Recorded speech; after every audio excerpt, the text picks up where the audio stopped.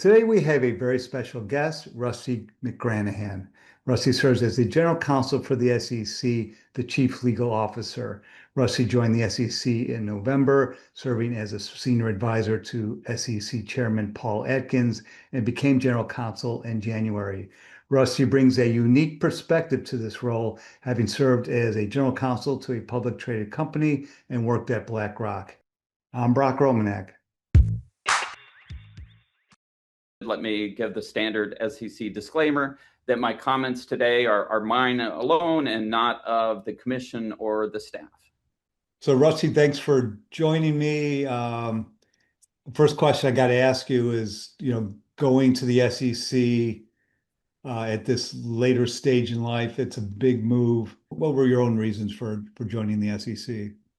Well, first, thanks for having me, Brock. I appreciate all you've done throughout the years. You really helped practitioners, as I was, as you mentioned, for many years to take these rules that we issue and inflict upon issuers and help them to practically implement them with you and your community. So I always appreciated that in private practice. So I'm happy to be here to talk on your cast.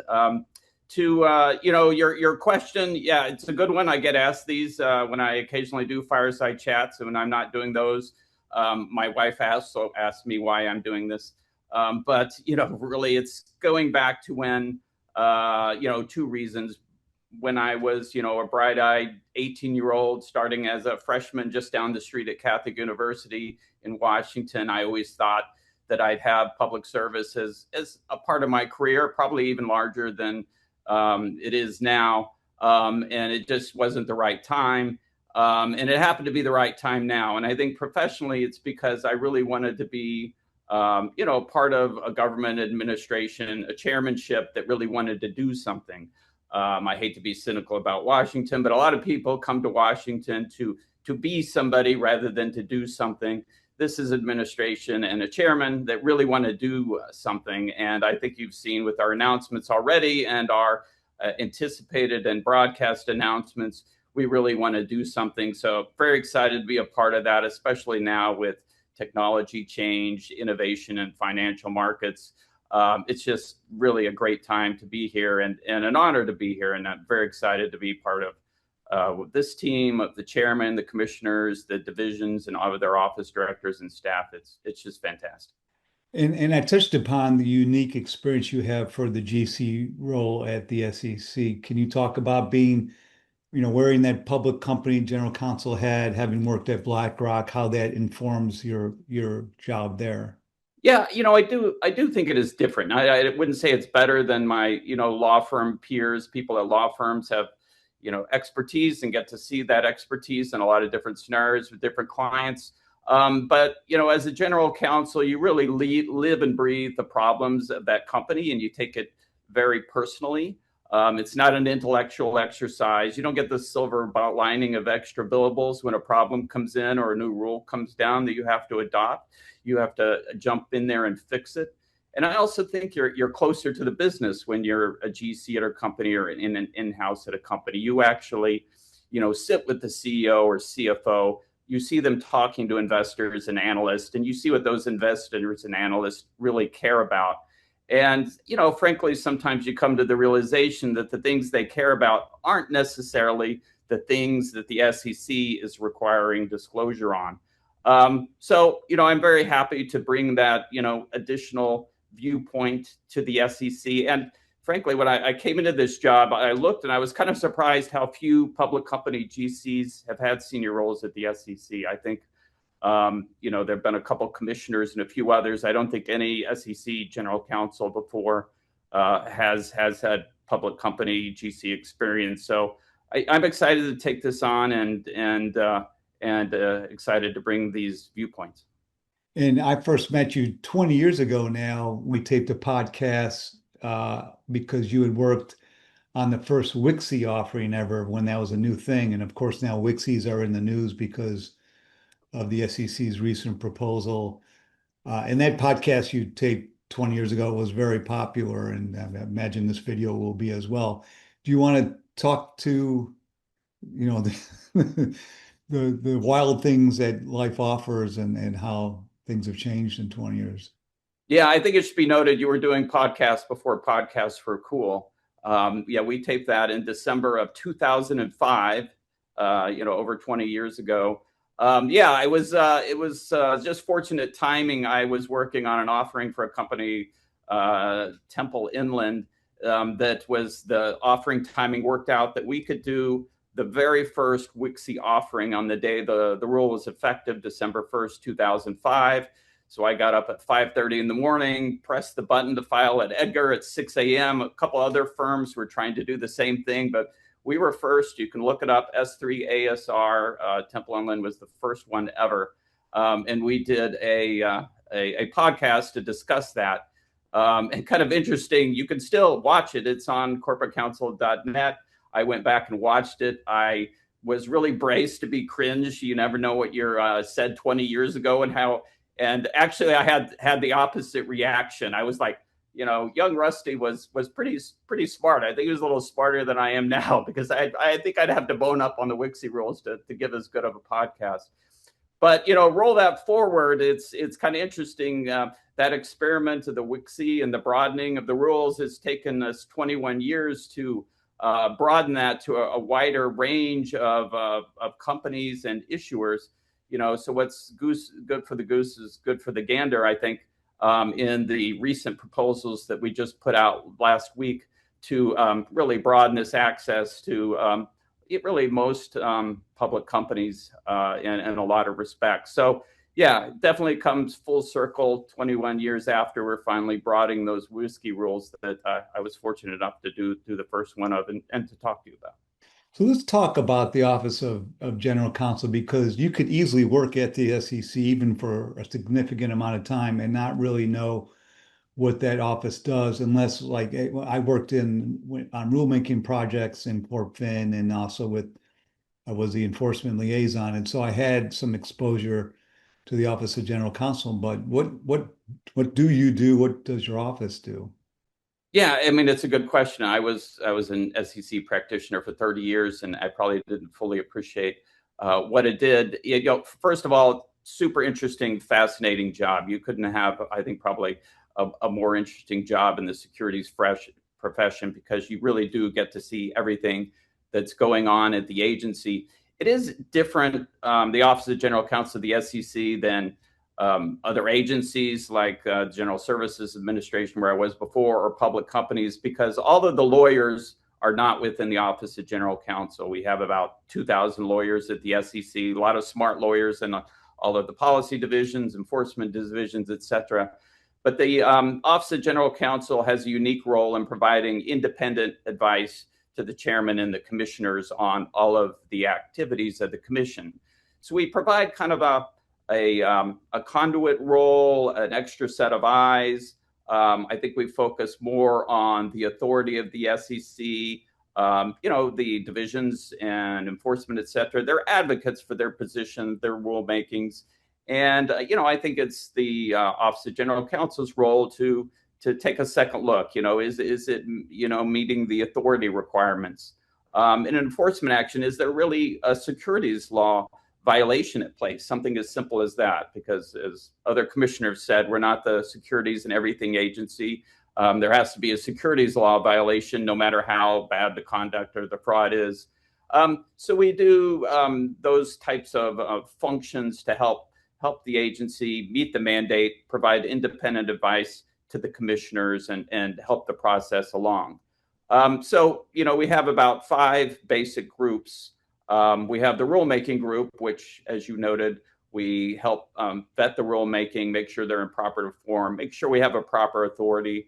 And it's something this commission is particularly focused on is, we want our rules to survive. A lot of the rules in the prior commission haven't survived court challenges. So we're really focused on those authority arguments in the rulemaking. We bring in our appellate team to look at those as well to make sure that we can defend those as strongly as possible. That gets me to the second group. Our appellate group defends the SEC and our appellate filings all across the country. We have an amazing number of cases. We have about 120 appellate matters live at any given time. We file briefs in courts of appeals every week, one or two, almost every week.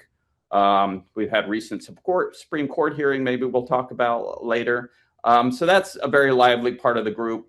We have adjudications, which are still active despite the Jarchese and the other cases, which have really ended a lot of our administrative law judge activity. We also have the general law group, which does kind of the nuts and bolts and other litigations, which deals with employment issues, deals with procurement, that other agencies would have as well. And enforcement, we review all of the enforcement matters. I attend the closed commission meetings every week.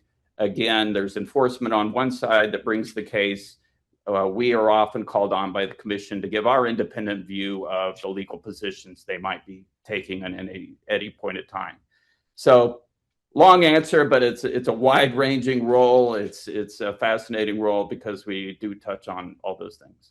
Yeah, the office really has their fingers in everything, and it tends to be some really smart people in the office because they're watching what everyone is doing, and that can be hard.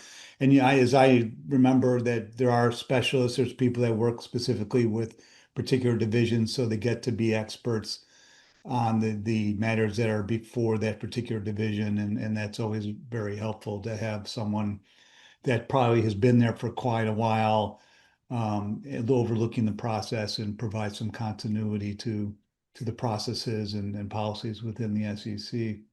What have you found to have been the biggest surprise in your new role so far?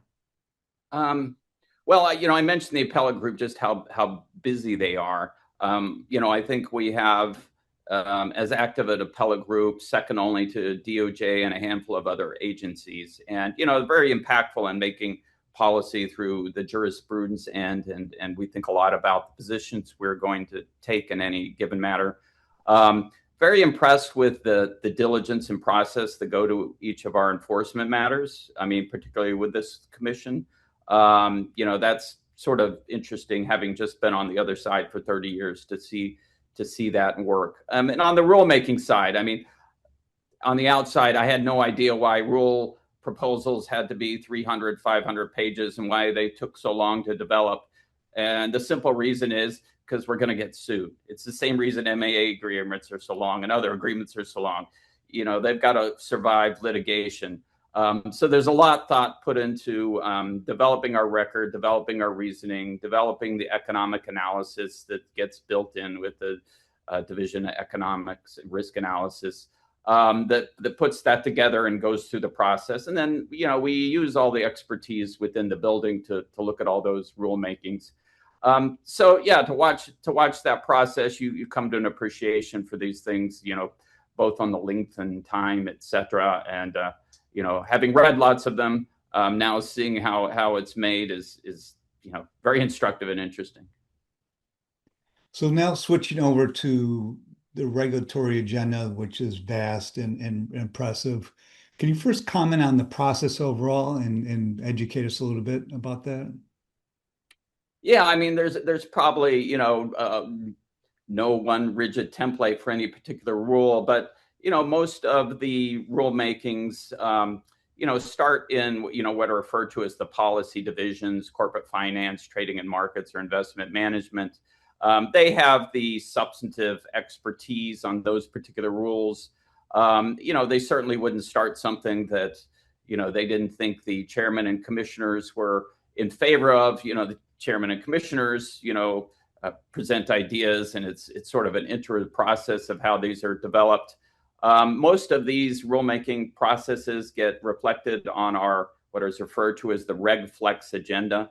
The current one is a little stale. We're told a new one will be coming out any day now, probably in next week or so, maybe by the time this is posted. And it won't be a spoiler alert to say there will be more items on that than the one that was posted last year. So that gives you a heads up of what kinds of things the staff is working on. But generally, the policy divisions will develop the rules. When they get it to a certain point, they do send it to the Office of General Counsel. We review it, as I said, for authority matters, for some substantive things, and then at some point we pull in the commissioners' counsels to begin reviewing it as well. So it's an iterative back and forth process, and once we're happy that inside the commissioners actually vote to send it to the Office of Information and Regulatory Analysis, OIRA, which is a new process just with this administration. Per presidential executive order, for the first time, SEC rules need to go through this process where this office within the White House, OMB, reviews the rules and actually shares them with other agencies that they think might have interest. And so OIRA collects these comments, gets them back to us into an iterative process. We clear those comments, and then it finally comes back to the commission, and the commission votes and approves putting out the rule. So in addition to looking at the RegFlex agenda, if you're really a regulatory junkie, you can go to the OIRA website. They even have an app, and you can track the items that the SEC has put in there, those that are completed, and their status. And then, eventually, once the commission approves it, we, of course, do the release and head out. And you saw the items that were out last week, and there'll be a number coming out very soon as well.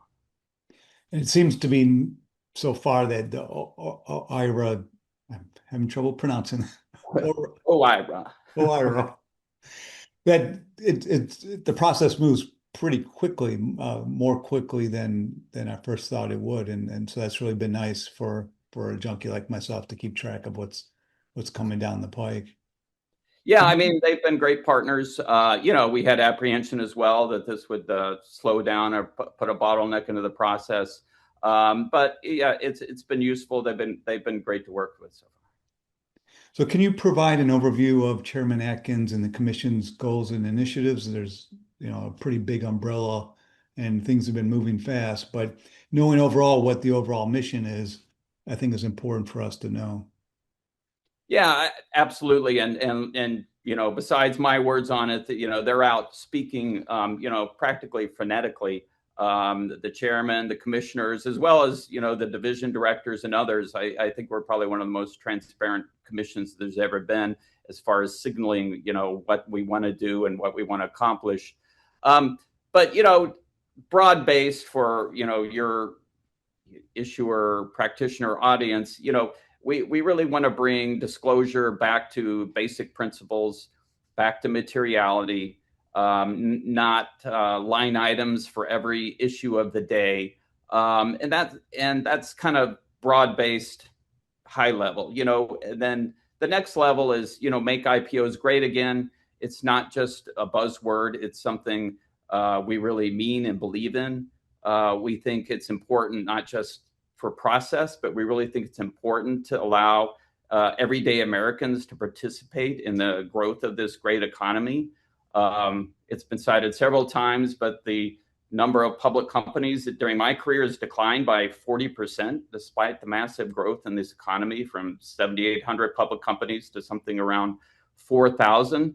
We think that's a real problem. Now, some of it may be economic impacts and the ability to companies to stay private longer, but a lot of it is the regulatory burden. I mean, I saw it as a public company general counsel. The burden is real. And, I think currently, and this is my thinking, there is a two-track disclosure process. There is the process that investors and analysts and the CEO and CFO work out of what they want to disclose. And then, unfortunately, the SEC documents have become like compliance documents that are done on a separate track. And you see this in earnings releases and, the glossy brochure that goes with them. That moves markets when that comes out. And it usually comes out for companies like 2 to 3 weeks after the quarter ends. When the 10Q gets filed or the 10K gets filed several weeks later, there's crickets. There isn't the noise around that. So a lot of these rulemakings, and we can talk about semi-annual reporting, et cetera, around this, what we think is the reality there. So, the Make IPOs Great Again has several functions. It's a lot around process. And you saw that last week with the the filer disclosure reform and the shelf offering reform, continuing to work on disclosure. And you've heard Jim Maloney and our corporate finance director and others talk about Reg SK reform. There was a roundtable in executive comp, really putting everything on the table to question how much of this line item in detail and box checking do we really need to have efficient public markets. And then, the chairman in his speech yesterday spoke about just the whole IPO process before. Maybe there are other ways to get companies public. Maybe there are more efficient ways, et cetera. So, we're doing what we can to reduce that kind of disclosure and process and IPO regulatory burden. And then two other things, litigation reform. Frankly, we probably need some state and federal statutory help with that. But we're doing what we can there. We've eliminated, the shadow regulation where we were telling companies that if you had an arbitration clause, you couldn't become public. That was not the SEC's remit, but that's what was being done under the prior commission. So now companies can decide for themselves, if their state law allows it, to have arbitration clauses or fee shifting. And I challenge your audience, because, they aren't people that are just in charge of checking boxes and disclosure. Most lawyers are in charge of reducing the risk of their companies. They should take advantage of some of these things, or they should be looking at these, at least presenting options to their companies. If there are ways we can reduce risk, reduce litigation risk, the SEC is now supportive of that. We're agnostic on what state or what you do, but it behooves issuers to be looking at these other things.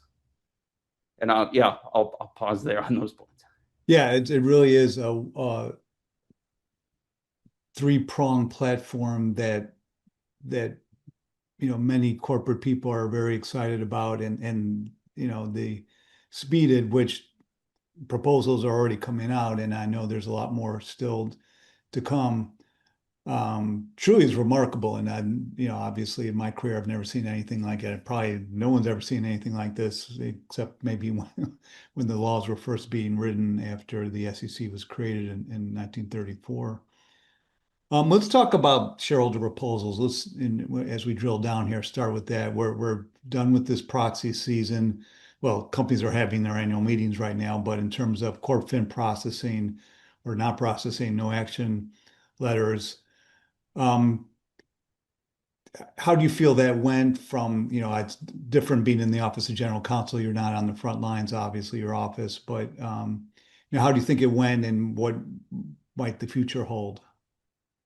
Well, it was kind of interesting that, what is considered a watershed moment in proxy solicitation SEC world, if you just try to describe the 14A process to people who aren't, insiders in this SEC lawyer world that you and I inhabit, they're like, what? People really spend time on this? This is something CEOs and others are using resources to deal with. So, with that perspective, I thought it was an interesting experiment, but it really kind of shows what this, what this process had become. Why did the SEC become the arbitrator of what should or should not go into a proxy, largely under state law rules? And, stepping back, what does a no action letter really give somebody? It's not a get out of jail free card. It just says corporate finance is not going to refer this to enforcement. You could still have an enforcement action even with that. You could still have litigation even with that. So the industry had taken a lot of comfort from this process. It had used incredible amount of resources at the SEC. And, in my view, it really put us in a process of evaluating things that we didn't belong. Now, that said, that was the rule just for last proxy season. The new order is still under review. You've seen on the RegFlex agenda that proxy reform is one of the items that we are generally looking at. And we are looking at it hard. I mean, we're really looking at how did we get here? The original 14A, or the predecessor to 14A, adopted in 1942, was much more modest. It essentially said If this is something that is appropriate or is going to be brought up to a meeting, if you alert the company ahead of time enough, they should put it in the proxy because it's going to be brought up at the meeting.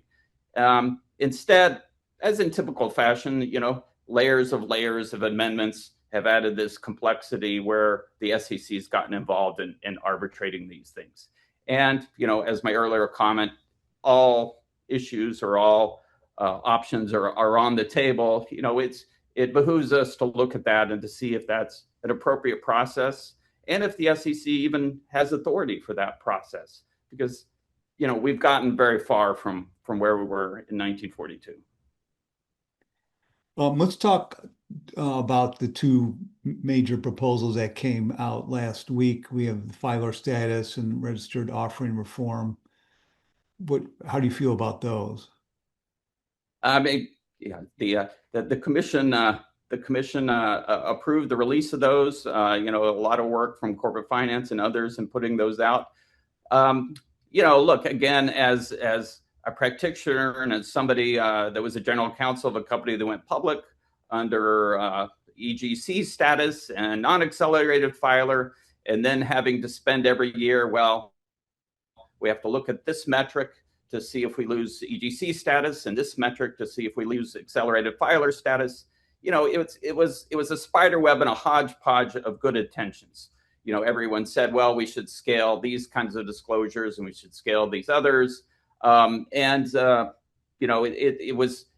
a great time to look back and say, do we need these, 5 or whatever different statuses? Maybe we can reduce it to 2 or 2.5. And that's what the rule attempts to accomplish.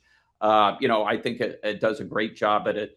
As a practitioner, I wish this sort of simplified framework was around when I was a general counsel of a public company. And we look forward to comments from the public on it. Maybe there are other ways to improve it. I mean, the issuer community you talk to is a lot quieter than others in giving their thoughts. So I would encourage your listeners to give their thoughts and provide comments.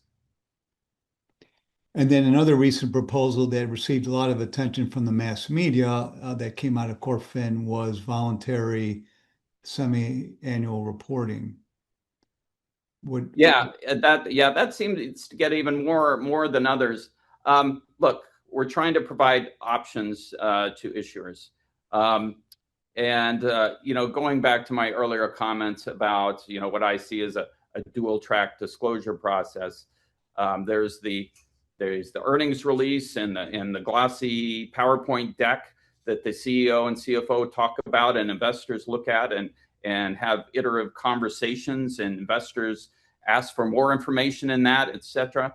And then there's what I see as the 10Q, 10K filing process, which comes several weeks later that, frankly, in my experience, gets a lot less attention from investors and analysts. So what, I think we're interested in seeing companies do is, be bold, creative, and experiment. Maybe you go to semi-annual, but you provide monthly KPIs of a different sort to your investors. There's a whole wealth of different opportunities. I think this opens up for companies to communicate with their investors that's other than the rigid quarterly system. So, again, we encourage companies to be bold. I know it's hard when, you for 10 years, you've been going under this calendar, and this date you do this, and this date you do the other thing. But this is a chance, just like with mitigating risk I talked earlier, that in-house counsels can be creative and come up with solutions that are maybe even better for your company, save money, and actually provide better communication. We're providing that opportunity for you. So we hope people use it. Don't be afraid if we swing open the prison gate to come out into the light and think of other options and other things to do. This SEC is supporting you. So there hasn't been sea change just in the areas that Corp Fin touches upon. Of course, enforcement's been in the news a lot lately. There's the rescission of the no deny policy. Do you want to talk to that? Yeah, I'd happy to. I mean, OGC, or Office of General Counsel, was, more hands-on on the rescission of the no deny policy than probably some other rulemakings, because that's a little more in our bailiwick. It was something we raised with the commission. We had a cert petition. We've been challenging the no deny policy, or we've been defending the no deny policy reflexively for 50 years. And, I think that's one benefit of having, new people in roles like mine, is that when this came up for a cert appeal from a Ninth Circuit decision, which upheld our use of the no policy, we brought it up with the commission. It was like, is this something we really want to continue to defend?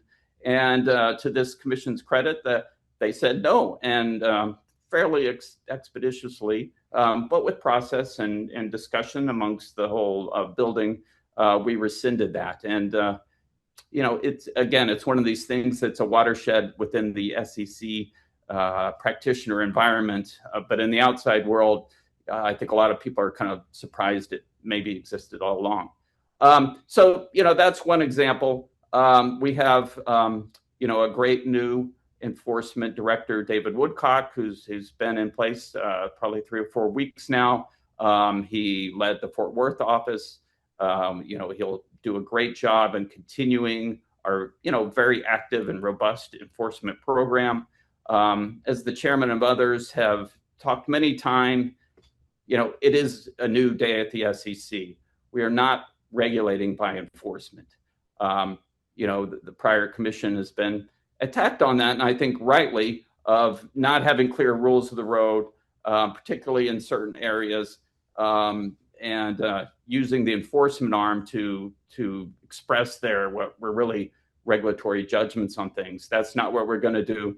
We're focusing on real fraud, insider trading, market manipulation, and it doesn't mean we aren't going to go after reckless disregard for compliance programs. I ran a really tight ship when I was general counsel. We had, thank goodness, no enforcement actions in the 9 years I was there, so I don't have a lot of sympathy for people who have sloppy compliance. But those having the focus on fraud and things that really hurt investors is what this SEC will be about. And then you touched earlier upon securities litigation reform. And as you mentioned, you probably need help from legislatures and courts to affect that. But you want to talk about that in a little bit more detail? Look, I think like the commenter, Matt Levine says everything is security fraud. That's like his tagline. And it essentially means like companies that are public, not only do they have to run their business, not only if there's a problem do they have to work on that problem, but they have to deal with a securities lawsuit that's going to flow from what was basically a business problem. Look, I think the old industry, we're interested in ideas on that. I think there are certain safe harbor protections maybe we can look at and enhance that we're trying to figure out. Certainly allowing companies that are permitted under state law to have arbitration or fee shifting allowed in state law. Lots of states are looking at changing their laws to do this. So, those are all things that I think will help on that front. And one of my career highlights was first I got to go to the Supreme Court on a press pass a couple of times, and then I was able to do the honorarium where you actually join the Supreme Court bar, but of course you're never, unless you're a specialist, it's just really an honorarium. But just being at oral argument is really a special thing if you're a lawyer and if you're not a lawyer, and not many people take advantage of the opportunity to go and watch the Supreme Court in practice. And so you recently got to go, but actually sitting up at the table, what was that like? Oh, it was incredible. I mean, there's hope for all of us. I assume I'm talking to mostly, corporate SEC practitioners that never see themselves ever sitting at the Supreme Court counsel's table, but it could happen, and I'm an example of that. But yeah, it was fascinating. The case is called Shripich versus SEC. It's basically the question presented was where the SEC has to show pecuniary harm to an investor in order to get disgorgement of ill-gotten gains from the bad actor. Sort of an interesting issue, and it seems obvious at some level, but I think the SEC practitioners, it's a little more straightforward that there are a lot of cases where the SEC brings where maybe it's not so obvious investors have been harmed, market manipulation, maybe insider trading, and maybe some of the others. Those kinds of things are harder to show. So we think we're in the right place there. There's a statute that clearly says we can seek a disgorgement and doesn't have language related to pecuniary harm. But that's the case on a personal level. Getting to sit at counsel table and the preparation beforehand, getting to work with the Solicitor General's office, going to the moots. And I'll admit I spent a lot of time preparing myself because who knows, there was a 0.001% chance I might have to say something, but that's higher than it had been the rest of my career. So I was anxiously ready to jump in if called. But yeah, just coming from the ante room and parading into the Supreme Court and sitting at the table was certainly a highlight, one of the highlights of my career. I guess it's the closest thing we have in this country to sort of being sort of in royalty of being in, the royal court and sort of all the, there's not a lot of pomp and circumstance, but there's some. And so it's just such a unique experience. You come in and you get a quill pen and then all the justices appear at once behind the curtains. Right, And magically. you can really reach out and almost touch them. I mean, Kavanaugh and Jackson were right in front of me. So it was they're standing behind the black curtain and then they all just come out. Hear ye. It's really cool. Let's talk proxy advisors. They've a lot going on in that area. AI is impacting their business models, but regulation too in court cases. Yeah, look, I mean, we're following the president's executive order to take a look at proxy advisory firms, and I personally certainly have concerns as well. We're looking at whether advisors who just blindly follow their advice, or are they exercising their fiduciary duties? Should they all be registered as investment advisors? One of them is registered. The others, may at some point also, and whether we should compel that. And also per the executive order, there's a question if lots of companies are reflexively voting along with proxy advisors, should they be considered a group? These are all important questions because these certain companies have garnered quite a bit of power without being elected or not necessarily being appointed. There's certainly their algorithms on how they decide things seems like a black box a lot of times. I knew when I was at my companies, it was very difficult to get a hold of them, very difficult to get answers on why they did certain things, very difficult to get them to fix things. So all of those things, are problematic and need to be looked at. So there's definitely going to be more activity on this front. And I should mention with all these rule proposals, or even before rule proposals, the SEC is soliciting comment like on the modernization of the IPO process that you mentioned that the chairman had a Stanford speech, and at the end of the speech, there's this is how you submit written comments. So people interested in expressing their views, expressing their ideas, obviously doing the written comment is a smart way to go. But do you have any other advice about how to approach this commission? You can reach out to us. We're meeting with outside parties all the time. The chairman, the commissioners, division directors, me, myself. Feel free to reach out to us, and I'd encourage issuers to reach out with us because they are, they're diffuse cause. It's the regular actors, some of the interest groups, etc. They come in regularly, but issuers who have to deal with the rules we inflict on them, not so much. So I'd encourage you and your listeners to come in. I mean, you can meet with me. You can try to meet with division directors or commissioners, or put in written comments through the official process or to us, and we'll make sure those are reflected. We're open to ideas. I mean, that's one thing about this commission that's been drilled into us is we want to be transparent. We want to be listening. We don't think these proposals necessarily are perfect. Maybe there are ways they can be improved. Maybe we need to go farther. Maybe we need to go not so far. We're very much interested in hearing what everyone has to say. But at the same time, if you have certain things you want done, you should think about how they fit into the broader picture and the broader goals I've articulated here. We definitely want to improve the IPO process, and we want to improve the investment process so that more everyday Americans, as I said, can participate in the growth of our economy.